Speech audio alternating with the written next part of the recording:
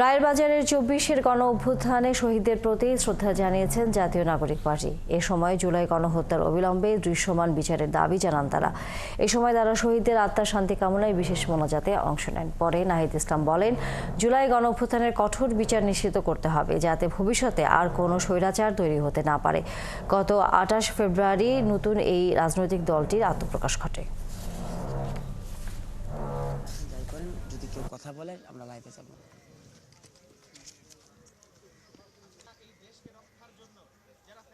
জুলাই গণ অভ্যুত্থানে সংগঠিত গণহত্যা, যেটা পুরো পৃথিবী এখন সাক্ষী, যে শেখ হাসিনার সরকারের যে ফ্যাসিবাদী দমন পীড়ন যে জুলাই মাসে ছাত্র জনতার উপর নেমে এসেছিল, আমরা অবিলম্বে দ্রুত সময়ের মধ্যে তার বিচার কার্যক্রম দেখতে চাই, দৃশ্যমান আমরা বিচার চাই। এবং এই বিচারের মধ্য দিয়ে আসলে যারা এই আন্দোলনে শহীদ হয়েছেন, আত্মত্যাগ করেছেন, অঙ্গহানি হয়েছেন, তাদের যে কষ্ট, সে কষ্ট কিছুটা হলেও কমানো সম্ভব। এর আগে রাজনৈতিক দল হিসেবে প্রতিষ্ঠার পর আজ সকালে আনুষ্ঠানিক কার্যক্রম শুরু করে জাতীয় নাগরিক পার্টি এনসিপি। প্রথম কর্মসূচির অংশ হিসেবে জাতীয় স্মৃতিসৌধে শ্রদ্ধা নিবেদন করেন দলের নেতাকর্মীরা। বীর শহীদদের প্রতি শ্রদ্ধা জানিয়ে পার্টির আহ্বায়ক নাহিদ ইসলাম জানান, চলতি মাসে দলের গঠনতন্ত্র প্রণয়ন শেষে নির্বাচন কমিশনে নিবন্ধনের প্রক্রিয়া শুরু করা হবে।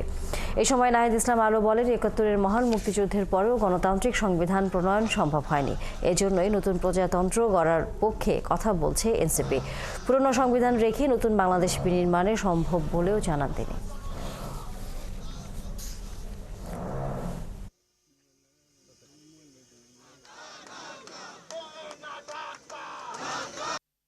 সারা দেশের আমাদের নেতাকর্মীরা আমরা অঙ্গীকারবদ্ধ যে ৭১-এর সাম্য, মানবিক মর্যাদা এবং সামাজিক সুবিচারের যে বাংলাদেশ, সেই বাংলাদেশ নির্মাণে এনসিপি জাতীয় নাগরিক পার্টি কাজ করে যাবে। প্রথম লক্ষ্য হচ্ছে তার সাংগঠনিকভাবে কার্যক্রম বিস্তৃত করা, তৃণমূলে সাংগঠনিক কার্যক্রম বিস্তৃত করা এবং নিবন্ধন নিতে যেই ধরনের শর্তাবলী পূরণ করতে হয়, সেই শর্তাবলী পূরণ করার দ্রুত সময়ের মধ্যে পূরণ করে আমরা নিবন্ধন কার্যক্রম আগাবো। এ মাসের মধ্যে আমরা আমাদের গঠনতন্ত্র যে প্রণয়নের কাজ, সেই প্রণয়নের কাজটি আমরা শুরু করব। জুলাই গণ অভ্যুত্থানে ফৌজদারি মামলার প্রতিশোধমূলক সহিংসতা তদন্তে জাতিসংঘের প্রতিবেদন গুরুত্বপূর্ণ ভূমিকা রাখবে বলে মনে করছে সংস্থাটির মানবাধিকার বিষয়ক হাই কমিশনার ভলকার তুর্ক। সোমবার জেনেভায় জাতিসংঘের মানবাধিকার পরিষদের ৫৮তম অধিবেশনে ভলকার তুর্ক এ মন্তব্য করেন। এই প্রতিবেদন বাংলাদেশের আসন্ন সংস্কারে সহায়তা করবে বলেও মনে করেন তিনি। মানবাধিকার বিষয়ে বৈশ্বিক হালনাগাদ তথ্য তুলে ধরার সময় ভলকার তুর্ক আরও বলেন, বাংলাদেশে ফৌজদারি মামলা এবং সংখ্যালঘুদের উপর সহিংসতা সহ প্রতিশোধমূলক যে সহিংসতা হয়েছে তা তদন্তে যথাযথ প্রক্রিয়া নিশ্চিত করবে তাদের রিপোর্টটি। ভলকার তুর্ক বলেন, জাতিসংঘের মানবাধিকার বিষয়ক হাই কমিশনার বলেন, গত বছর শিক্ষার্থীদের আন্দোলন দমনে নির্মমভাবে দমন করতে ব্যাপক সহিংসতার আশ্রয় নেয় বাংলাদেশের আওয়ামী লীগ সরকার। ফলে সে সময় মানবাধিকার লঙ্ঘন হয় বলেও জানান তিনি।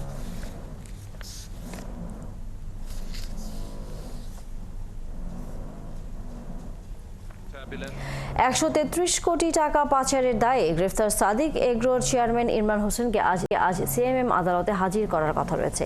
এর আগে সোমবার ইমরানকে গ্রেফতার করে পুলিশের অপরাধ তদন্ত বিভাগ সিআইডি আদালতে আছেন সহকর্মী মোহন ইসলাম। আমরা যুক্ত হচ্ছি তার সাথে।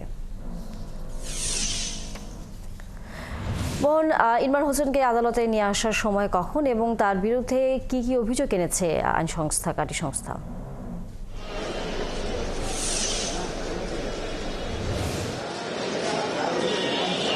তাহলে আপনি জানেন যে সাদেক এগ্রোর যে মালিক রয়েছে চেয়ারম্যান ইমরান হোসেনকে কিন্তু পুলিশের অপরাধ তদন্ত বিভাগ সিআইডি গ্রেপ্তার করেছে গতকালই, এবং আমরা সিআইডির একটা দায়িত্বশীল সূত্রের সাথে কথা বলে জানতে পারলাম যে এই অল্প সময়ের মধ্যে তাকে মহানগর যে আদালত, সে আদালতে নিয়ে আসা হবে, যেহেতু ফিনান্সিয়াল অর্থাৎ অর্থনৈতিক কেলেঙ্কারি, বিদেশে টাকা পাচার সহ বিভিন্ন অভিযোগে তাকে অভিযুক্ত করা হয়েছে।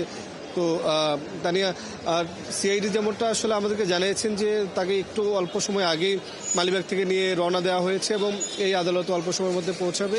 এবং আপনি জানেন যে গেল ঈদে অর্থাৎ ঈদুল আজহার যখন বাজার চলে, পশুর বাজার, সেই পশুর বাজারে একটি ছাগল কেনা নিয়ে কিন্তু ব্যাপক আলোচনা সৃষ্টি হয়। যে ছাগলটি কিনতে গিয়েছিল আপনার মতিউর রহমানের ছেলে, তারপরেই কিন্তু ব্যাপক আলোচনার সৃষ্টি হয়ে, যেহেতু ছাগলের দাম পরে অনেক অতিরিক্ত। তারপরে কিন্তু আসলে বিভিন্ন তদন্তের মাধ্যমে বের হয়ে আসে যে সাদেক এগ্রোর যে মালিক ইমরান, তিনি মোহাম্মদপুরে খাল দখল করে তা সাদেক এগ্রো বানিয়েছেন। তিনি ভারত মায়ানমারের যে সীমান্ত, সেই সীমান্ত অতিক্রম করে অর্থাৎ অবৈধভাবে দেশে ব্রাহ্মা প্রজাতির বিভিন্ন গরু ছাগল সহ বিভিন্ন পশু নিয়ে এসেছেন এবং সাভারে যে রয়েছে সরকারি আপনার একটি গরু ছাগল অর্থাৎ পশুদের যে একটি প্রতিষ্ঠান, সেই প্রতিষ্ঠান থেকে কিন্তু অবৈধভাবে সে পশু বের করে নিয়ে এসেছে এবং সেইগুলো কিন্তু অতিরিক্ত দামে বাংলাদেশের মানুষের কাছে বিক্রি করেছে। এসব অভিযোগের ভিত্তিতে কিন্তু তাকে গ্রেপ্তার করেছে, কিন্তু তার বিরুদ্ধে অভিযোগ আনা হয়েছে যে 133 কোটি টাকা তিনি বিদেশে পাচার করেছেন। এই বিষয়গুলো নিয়ে কিন্তু আদালতে তোলা হবে, আদালতে তোলে হয়তো তার রিমান্ডেরও আবেদন করতে পারে এবং তখনই আসলে আমরা জানতে পারবো যে আরও কি কি বিষয়ে অভিযোগ আনা হবে এবং তার বিষয়ে কি সিদ্ধান্ত হবে। তানিয়া, ধন্যবাদ মোহন ইসলাম। নিশ্চয়ই আমরা ফিরবো আবারও আদালতের খবর জানবার জন্য আপনার কাছে। দর্শক, সহকর্মী মোহন ইসলাম ছিলেন আমাদের সাথে। সরকারি শিক্ষক পদে 6,531 জনের নিয়োগপত্র যোগদান ও পদায়নে প্রশাসনিক অনুমোদন দিয়েছে প্রাথমিক ও গণশিক্ষা মন্ত্রণালয়। সোমবার বিকেলে এক আদেশে অধিদপ্তরকে এই নির্দেশ পাঠায় মন্ত্রণালয়। সে অনুযায়ী আজ মঙ্গলবার নিয়োগপত্রের জারি এবং 12 মার্চ জেলা প্রাথমিক শিক্ষা অফিসে তাদের যোগদানের ব্যবস্থা করতে প্রাথমিক শিক্ষা অধিদপ্তরের মহাপরিচালকের নির্দেশ দেওয়া হয়েছে। এর আগে সোমবার সকালে সহকারী শিক্ষক পদে উত্তীর্ণ এই প্রার্থীদের নিয়োগপত্র দেওয়ার সরকারি সিদ্ধান্ত বাতিল করে হাইকোর্টের রায় স্থগিত করে আপিল বিভাগ। ঢাকা ও চট্টগ্রাম বিভাগে সুপারিশ পাওয়া 6,531 জনের নিয়োগে বাধা কেটে যায়।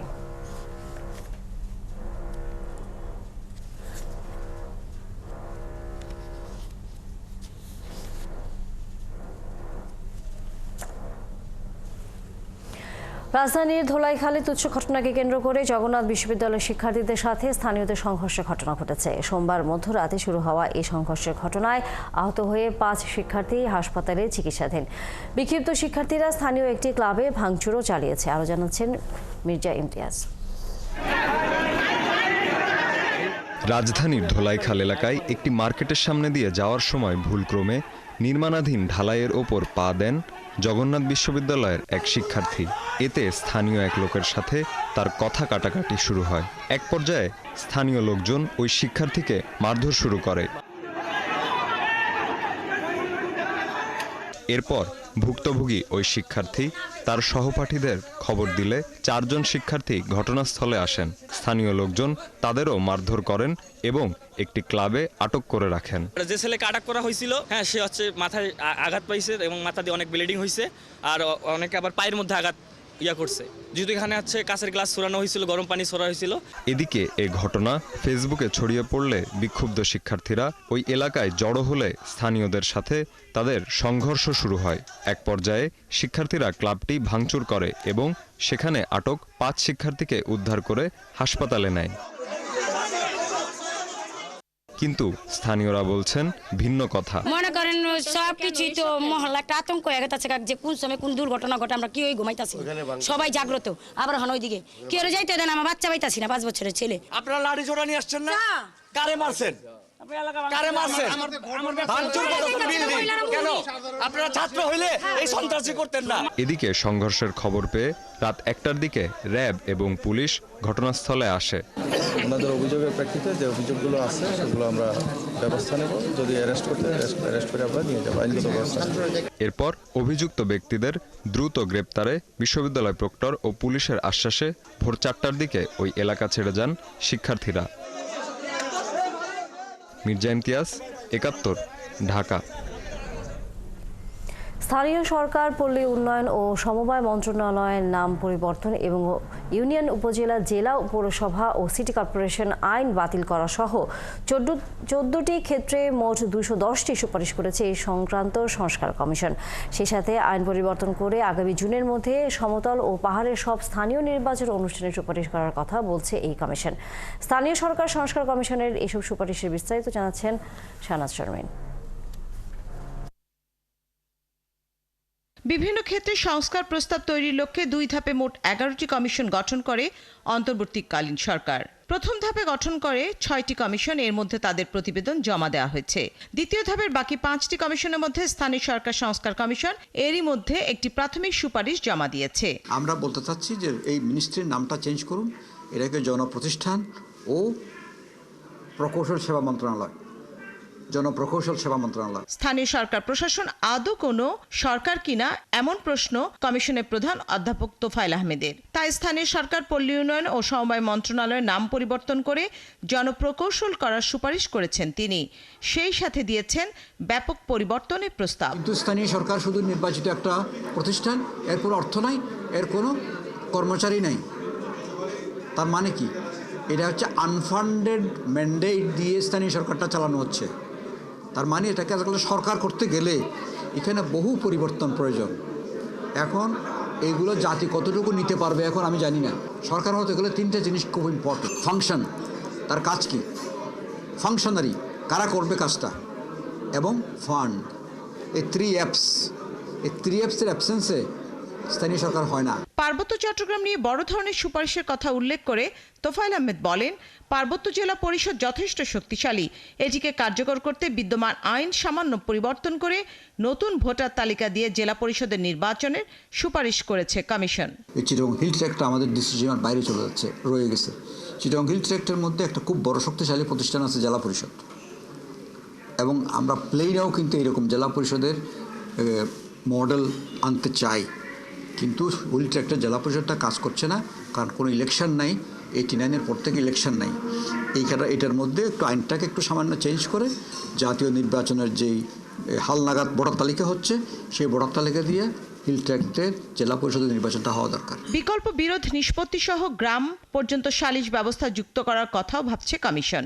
এছাড়া উপজেলা পর্যায়ে ফৌজদারি ও দেওয়ানি আদালতের সুবিধা নিশ্চিত করার সুপারিশও থাকছে স্থানীয় সরকার সংস্কার কমিশনের।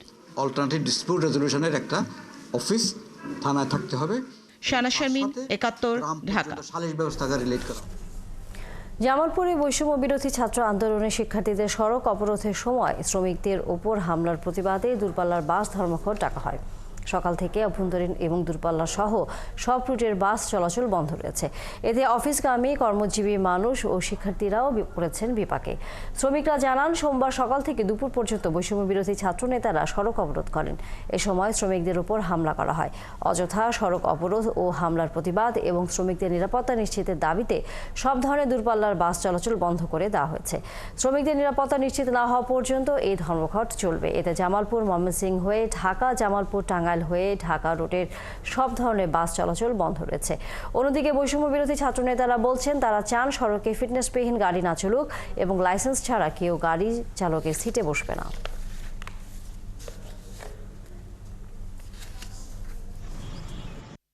আমি বাসা থেকে বেরিয়ে আসছি টাঙ্গাইলের উদ্দেশ্যে যাওয়ার জন্য। বাস স্ট্যান্ডে এসে দেখি বাস হঠাৎ করে বাস স্ট্যান্ডে আসি, এসে দেখি কোনো বাস এবং সিএনজি কোনো কিছু আমরা পাচ্ছি না। ড্রাইভার স্টাফদের সাথে খারাপ আচরণ করার কারণে আমরা এই গাড়ি এবং স্টাফদের নিরাপত্তার স্বার্থে আমরা সাময়িকভাবে এই গাড়ি আপাতত বন্ধ রাখতেছি। বাস ধর্মঘটের আরও খবর জানাতে আমাদের সাথে যুক্ত হচ্ছেন সহকর্মী আনসারি সুমন। সুমন, ধর্মঘটের কারণে সাধারণ মানুষের ভোগান্তি কেমন দেখছেন, এবং একই সাথে এই যে বৈষম্যবিরোধী ছাত্ররা সড়ক অবরোধের কর্মসূচি করছে এবং শ্রমিকরা তাদের নিরাপত্তার দাবি জানিয়েছে, এই বিষয় নিয়ে প্রশাসনের আসলে কোনো বক্তব্য পাওয়া গেছে কিনা? তানিয়া, মূলত গতকাল দুপুরে যখন বৈষম্যবিরোধী ছাত্র আন্দোলনের নেতাকর্মীরা টাঙ্গাইল কেন্দ্রীয় বাস টার্মিনালের সামনে যখন বিক্ষোভ করে এবং সড়ক অবরোধ করে, সেই সময় মূলত পরিবহন শ্রমিকদের সাথে তাদের কথা কাটাকাটি হয় এবং শ্রমিকদের যেটি অভিযোগ, তাদের উপর বৈষম্যবিরোধী ছাত্র আন্দোলনের নেতাকর্মীরা হামলা চালিয়েছে। সেই সময় একজন শ্রমিক আহত হয়েছে। এছাড়া আপনি জানেন যে প্রথম যে দুর্ঘটনা নিয়ে এই আন্দোলনের শুরু, সেখানে একটি রাজীব বাসকে পুড়িয়ে দেওয়া হয়েছিল। সব মিলিয়ে শ্রমিক সংগঠন এবং মালিক পক্ষ তারা যৌথভাবেই মূলত জামালপুর থেকে প্রথমে বাস এবং সিএনজি চলাচল বন্ধ ঘোষণা করে এবং আজকে সকাল থেকে পণ্যবাহী ট্রাক পরিবহন বন্ধ করে দেওয়া হয়েছে। এবং শ্রমিক সংগঠন এবং মালিক পক্ষের নেতারা যেটি বলছেন, তারা কিছুক্ষণ পরে জেলা প্রশাসক, পুলিশ সুপার সহ সরকারি বিভিন্ন দপ্তরে সেই হামলাকারীদের, দুষ্কৃতিকারীদের গ্রেপ্তার এবং শ্রমিক এবং পরিবহনের নিরাপত্তার দাবিতে স্মারকলিপি প্রদান করবেন। সেই সাথে তারা যেটি বলছেন যে যদি নিরাপত্তা যতক্ষণ নিশ্চিত না হবে ততক্ষণ পর্যন্ত তারা পরিবহন সচল করবেন না। তাদের নিরাপত্তা নিশ্চিত হওয়ার পরেই শুধু তারা পরিবহন সচল করতে রাজি আছেন। সকাল থেকে আমি কেন্দ্রীয় বাস টার্মিনালে রয়েছি। এখানে নানা স্থান থেকে যেসব যাত্রীরা আসছেন তারা প্রথমেই বড় ধরনের দুর্ভোগে পড়ছেন, কারণ এই পূর্ব ঘোষণা ছাড়ার এই পরিবহন ধর্মঘটে তারা কোনো দিকে যেতে পারছেন না। জরুরি প্রয়োজনে যারা বের হয়ে আসছেন খুব দ্রুত সময়ে তাদের গন্তব্যে পৌঁছানোর উদ্দেশ্যে, সেখানে কিন্তু তারা যেতে পারছেন না। এছাড়াও সিএনজি অটোরিকশা বন্ধ থাকার কারণে ময়মনসিংহ বা টাঙ্গাইলের উদ্দেশ্যে যারা যাবেন তাদের যাত্রায় প্রতিবন্ধকতা সৃষ্টি হচ্ছে। সকাল থেকে সেই দুর্ভোগটি চলছে এবং শ্রমিক নেতাদের বক্তব্য অনুযায়ী তাদের নিরাপত্তা নিশ্চিত করার আগ পর্যন্ত পরিবহন ধর্মঘট প্রত্যাহার করা হবে না। যদিও প্রশাসনের পক্ষ থেকে প্রথম থেকেই এই ছাত্র বৈষম্যবিরোধী ছাত্র আন্দোলন এবং শ্রমিক নেতাদের সাথে তারা সমন্বয় করছেন, তারা চেষ্টা করছেন যেন দুর্ভোগ থেকে যাত্রীদের বাঁচানোর জন্য এটি সমন্বয় করা যায় এবং পরিবহন ধর্মঘটটা প্রত্যাহার করা যায়। কিন্তু শ্রমিক পক্ষ এবং মালিক পক্ষের যে বক্তব্য, তাদের নিরাপত্তা নিশ্চিত না করা পর্যন্ত তারা কোনোভাবে এই ধর্মঘট প্রত্যাহার করে নেবেন না। তানিয়া, ধন্যবাদ আনসারি সুমন। নিশ্চয়ই আমরা শ্রমিক ধর্মঘটের এবং দূরপাল্লার যে বাস চলাচল করছে না জামালপুরে সেই খবর জানবার জন্য ফিরে আসবো আপনার কাছে আবার। ভয়াবহ দূষণ আর পলিথিনের কারণে সিলেট শহরের কিনব্রিজ, মেহেন্দিবাগ, কুশিঘাট, সুরমা নদী খনন আটকে আছে। অপরদিকে এখনও অপরিষ্কার শহরের প্রধান প্রধান খাল, ছড়া ও নর্দমা, যে কারণে এবছর আবারও সিলেট শহর ভয়াবহ বন্যার ঝুঁকিতে পড়তে যাচ্ছে বলে সতর্কতা দিয়েছে পানি উন্নয়ন বোর্ড। পরিবেশবাদীরা বলছেন নদী খননে ঠিকঠাক পরিকল্পনা না থাকায় এমনটা হচ্ছে। সিলেট থেকে হোসেন আহমেদ সুজাতের প্রতিবেদন, ক্যামেরায় ছিলেন তারেক আহমেদ সানি। সিলেটে 2022 সালের ভয়াবহ বন্যার পর শহর এলাকাসহ সুরমা নদীর 15 কিলোমিটার জায়গা খননের পরিকল্পনা নেয় পানি উন্নয়ন বোর্ড। তবে পলিথিন আর প্লাস্টিক বর্জ্যের কারণে শহরের কিনব্রিজ, কালীঘাট, মেহেন্দিবাগ, কুশিঘাট, আলমপুর সহ বেশ কিছু এলাকায় খনন সম্ভব হয়নি, যে কারণে পুরোপুরি খনন ছাড়াই শেষ হয় প্রকল্পটি। বর্তমানে শহরে শান্তশিষ্ট সুরমা নদী এখন পরিণত হয়েছে ময়লা আবর্জনার ডাস্টবিনে। শহরের ছড়া খাল দিয়ে প্রতিনিয়ত পলিথিন আর বর্জ্য জমার কারণে সুরমা নদীর বিভিন্ন এলাকায় চর জেগেছে। সামনে কড়া নাড়ছে বৃষ্টির মৌসুম। এখনও পরিচ্ছন্ন হয়নি সিলেট শহরের বড় বড় খাল ও ছড়া, যার কারণে পুরো শহরে আগাম জলাবদ্ধতার শঙ্কা নগরবাসীর। আর যদি বর্ষা হয় তাহলে তো এই নদীটা আবার ভরে যাবে, তখন আমাদের বন্যায় কবলিত আমাদের পড়তে হবে। ড্রেনে পালায়, প্রথম ড্রেনে পালাইলে পরে গাঙ্গে আইয়া পড়ে। এই ড্রেনের মধ্যে ময়লা পালানিটা নিষেধ দেওক, জরিমানা করো, এই সব ঠিক হয়ে যাবে। পরিবেশবাদীরা বলছেন সুরমা খননের প্রকল্প বাস্তবায়নের আগে নিয়ম মানে না পানি উন্নয়ন বোর্ড। নদী খননে গতানুগতিক প্রযুক্তি অনুসরণ না করে খননের জন্য শক্তিশালী ড্রেজিং মেশিন ব্যবহার করতে হবে। তারা যে খনন যন্ত্র নিয়ে খনন কাজ শুরু করেছিল, সেই খনন যন্ত্র বারবার বাধাগ্রস্ত হয়েছে পলিথিনের কারণে। এর অর্থ হচ্ছে গতানুগতিক যে খনন যন্ত্র আছে, যে খনন যন্ত্র শুধু মাটি কাটে, সেই খনন যন্ত্র নিয়ে এই কাজ শুরু হলে একই ঘটনা পুনরায় ঘটবে। পানি উন্নয়ন বোর্ড বলছে সমগ্র শহরের বিভিন্ন ছড়া দিয়ে সিলেট শহরে বিভিন্ন স্থানে পলিথিনের বর্জ্য পড়ার কারণে দূষিত হচ্ছে সুরমা। শহরের ছড়া খাল দ্রুত পরিষ্কার না করলে চলতি বর্ষায় আবারও ভয়াবহ বন্যার শঙ্কা রয়েছে। একটা খাল পরিষ্কার করলো সিটি কর্পোরেশন, এটা কিন্তু এক সপ্তাহের মধ্যে আবার ভরে যাবে যদি মানুষ সচেতন না হয়। অর্থাৎ ময়লাটা সঠিকভাবে যদি ব্যবস্থাপনা করা সম্ভব হয়, মানুষ যদি সহযোগিতা করে সিটি কর্পোরেশনকে, আমি মনে করি যে এই প্রবলেম থেকে কিন্তু উত্তরণ পসিবল। 2022 এবং 2024 সালে ভয়াবহ বন্যার কবলে পড়ে শত কোটি টাকার ক্ষতি হয় সিলেট শহর ও সিলেট জেলার। পানিবন্দী হন কয়েক লাখ মানুষ, যার ক্ষত এখনও শেষ হয়নি। হুসাইন আহমেদ সুজাত, 71, সিলেট। পাবনায় চলতি মৌসুমে দেশি মুড়ি কাটা পেঁয়াজের দর পতনে আর্থিক ক্ষতির মুখে পেঁয়াজ চাষিরা। তারা বলছেন চলতি বছরে দেশি মুড়ি কাটা পেঁয়াজে বিঘার আর্থিক ক্ষতি হয়েছে প্রায় 40 থেকে 45 হাজার টাকা। অন্যদিকে আর্থিক ক্ষতি মাথায় নিয়ে চারা বা হালি পেঁয়াজ চাষে ব্যস্ত সময় পার করছেন কৃষকরা। মোস্তাফিজুর রহমানের তথ্যছবিতে বিস্তারিত। দেশের দেশি পেঁয়াজের সিংহভাগ চাহিদা পূরণ হয় পাবনার পেঁয়াজ দিয়ে। পেঁয়াজের হাটের মধ্যে অন্যতম সুজানগর উপজেলার পৌর পেঁয়াজের হাটে এই মৌসুমে দেশি মুড়ি কাটা পেঁয়াজ দরপতন হয়েছে। পেঁয়াজ বিক্রি করতে হচ্ছে সর্বোচ্চ 1500 টাকা মণ দরে। এতে ক্ষতিগ্রস্ত কৃষক। কৃষকদের অভিযোগ, বিঘাতে 40 থেকে 45 হাজার টাকার আর্থিক ক্ষতি মেনে নিয়েই উৎপাদিত ফসল বিক্রি করতে হচ্ছে তাদের।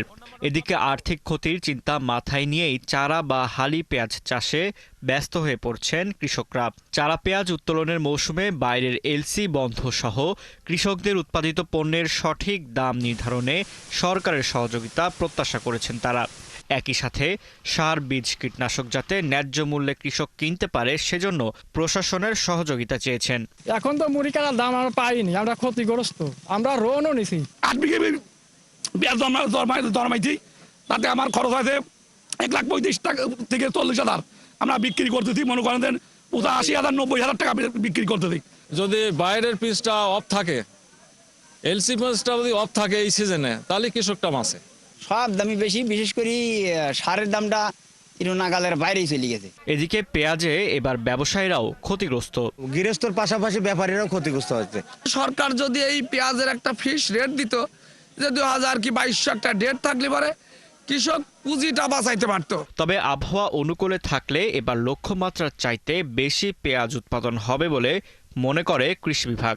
তারা বলছেন, প্রান্তিক কৃষকদের সরকারের সব ধরনের প্রণোদনা, সার, বীজ, কীটনাশক সরবরাহের সাথে পরামর্শ দেয়া হচ্ছে।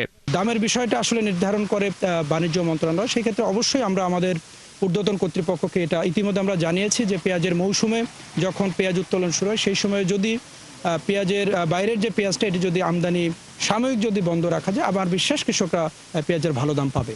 জেলা কৃষি সম্প্রসারণ অধিদপ্তরের দেয়া তথ্যে জেলাতে মুড়ি কাটা ও চারা পেঁয়াজ মিলে এই মৌসুমে উৎপাদনের লক্ষ্যমাত্রা ধরা হয়েছে 53,150 হেক্টর। ফারদে নীরব, 71। এবার আলুর উৎপাদন বেশি হলেও লোকসানের সংখ্যায় আছেন জয়পুরহাটের আলু চাষিরা। তারা বলছেন উৎপাদন খরচের চেয়ে বাজার দর মিলছে কম। তারপর আচমকা বেড়েছে হিমাগার ভাড়া। তাই সমস্যা সমাধানে আমদানি বন্ধ করে রপ্তানির দাবি তুলেছেন। যদিও হিমাগার ভাড়া বৃদ্ধির দায় নিতে রাজি নন হিমাগার প্রতিনিধিরা। মজিম হোসেনের তথ্য ছবিতে প্রতিবেদন। আবহাওয়া ভালো থাকায় এবার আলুর উৎপাদন ভালো হয়েছে, কিন্তু খুশি নন কৃষক। তারা বলছেন আলু উৎপাদনে যে খরচ হয়েছে বাজার দর এর চেয়েও কম। তার উপর হিমাগারের ভাড়া কেজি প্রতি 4 টাকা হঠাৎ বেড়ে যাওয়ায় সংরক্ষণেও জটিলতা তৈরি হয়েছে। পাশাপাশি বাড়তি ভাড়া দিয়েও হিমাগারে আলু সংরক্ষণে জায়গা পেতে 2 থেকে 3 দিন লাগছে বলছেন শ্রমিকরা। তাই আলু আমদানি বন্ধের ঘোষণা দিয়ে রপ্তানির দাবি তুলেছেন চাষিরা। সিন্ডিকেটের যে ব্যবসায়িক আছে, এরাই সম্পূর্ণ মাল কিনে নিয়ে যায়, কোল্ড ভর্তি করতেছে। প্রথমে স্লিপ পাওয়া গেছে, পরে যায় আর স্লিপ পাওয়া যাচ্ছে না। আমরা পরে চেষ্টা করেছি, বর্তমান দামও নেই। আমরা আলু নিয়ে কি করবো আর বুদ্ধি শুদ্ধি না পায় বাজারে বিক্রি করতেছি। কর্তৃপক্ষ বলতেছে যে স্টোরের জায়গা হবে না, পর্যাপ্ত পরিমাণ জায়গা নাই, এই জন্য ওরা বাধ্য হয়ে আসে আমাদের কাছে বিক্রি করতেছে। আর হিমাগার প্রতিনিধিরা ভাড়া বৃদ্ধির দায় দিয়েছেন কোল্ড স্টোরেজ অ্যাসোসিয়েশনের উপর। চাহিদা তো বেশি হয়ে গেছে, সেই চাহিদার তুলনায় স্টোরের ক্যাপাসিটিটা বৃদ্ধি পায়নি। সরকার যদি আলু বিদেশে না ইনপুট করে তাহলে আমরা মরে কৃষকরা শেষ হয়ে যাব। রপ্তানির জন্য যদি সরকার কোনো উদ্যোগ নেয় তাহলে কৃষক তার লোকসানের অধিকাংশ কাটিয়ে উঠতে পারবে। আলু রপ্তানি, ভাড়া বৃদ্ধি আর হিমাগারে আলু সংরক্ষণ সংকট সমাধানে মন্ত্রণালয়ে প্রস্তাব পাঠানো হয়েছে বলে জানান জেলা কৃষি বিপণন কর্মকর্তা। জেলা প্রশাসন থেকে একটি কঠোর নির্দেশনা দেওয়া হয়েছে যে মোট সংরক্ষণের ধারণ ক্ষমতার 50% কৃষকের আলু সংরক্ষণ করতে হবে, বাকি 50% বিভিন্ন ব্যবসায়ী সংরক্ষণ করতে পারবেন। কৃষক এক ধরনের ফসল আবাদ না করে বহুমুখী ফসল আবাদ করে, যাতে একটা ফসলের দাম কমে গেলে অন্য ফসল দিয়ে পুষিয়ে নিতে পারে। চলতি রবি মৌসুমে দেশের দ্বিতীয় বৃহত্তম আলু উৎপাদনকারী জেলা জয়পুরহাটে 44,000 হেক্টর জমিতে আলু চাষের লক্ষ্যমাত্রা নির্ধারণ করা হলেও অনুকূল আবহাওয়ায় আবাদ হয় প্রায় 5,000 হেক্টর বেশি জমিতে। হাসান আহমেদ, 71। ঈদ উপলক্ষে ভিড় বাড়ছে বিভিন্ন শোরুম এবং ফ্যাশন হাউসগুলোতে। এবার ঈদকে ঘিরে ফ্যাশন হাউস সারা নানা ধরনের কালেকশন দিয়ে সাজিয়েছেন তাদের শোরুম। তাই সব শ্রেণীর ক্রেতারা কিনতে পারবেন সুবিধামতো পছন্দের পোশাক। বিস্তারিত জানাচ্ছেন সুমনা সুমি।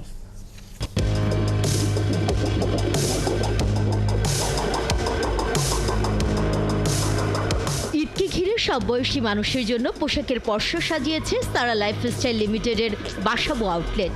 এখন এসেছে অনেক ডিজাইনের পোশাক, দু একদিন পর আসবে আরো নতুন ডিজাইনের পোশাক। নজর কাড়া three piece, ethnic kurti, ladies shirt, T shirt, fashion tops পাওয়া যাচ্ছে ৩,৮০০ টাকা থেকে ১০,৫০০ টাকার ভেতর। ঈদের নতুন সংযোজন আনস্টিচ থ্রি পিস। বেশ কিছুদিন আমাদের আনস্টিচ থ্রি পিস ছিল না, এবার ঈদের নতুন কিছু আনস্টিচ থ্রি পিস আসছে। কাস্টমার আনস্টিচ থ্রি পিসের উপর বেশ ফোকাস দিচ্ছে। পছন্দের শাড়ি পাওয়া যাবে ২,০০০ থেকে ৬,০০০ টাকার ভেতর। দেরিতে গেলে নাও মিলতে পারে কাঙ্ক্ষিত পোশাক। সারা লাইফস্টাইলের মেন্স কালেকশন ভীষণ জনপ্রিয়।